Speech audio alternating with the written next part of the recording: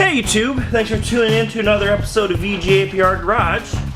Today we're going to do a tool review. No, I haven't done it in a while, but Christmas has since passed, and I've got some more tools.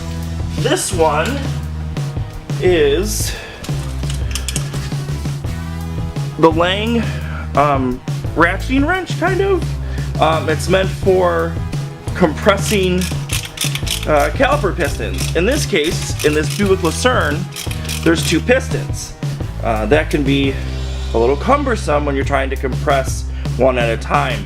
One can pop out, you'll press that one, the other one pop out. In the case of, I actually bought this specifically for a Mustang because it's a 4-piston, and I'm beginning to work on more exotic vehicles that have, yet again, 4 pistons.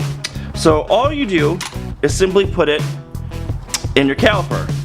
Let's see if I got it in the right way. And then you just begin turning the wrench. And this is the weird thing about it, as I've experienced this before, where it almost doesn't want to catch. There, it caught once.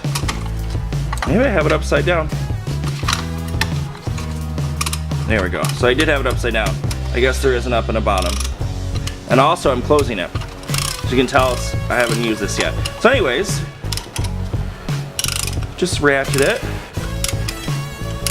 You can use a brake pad if there's like you have more space. And then now it's up against the piston, the caliper. Sorry about my arm being in the way. And then you just begin to compress both pistons at the same time.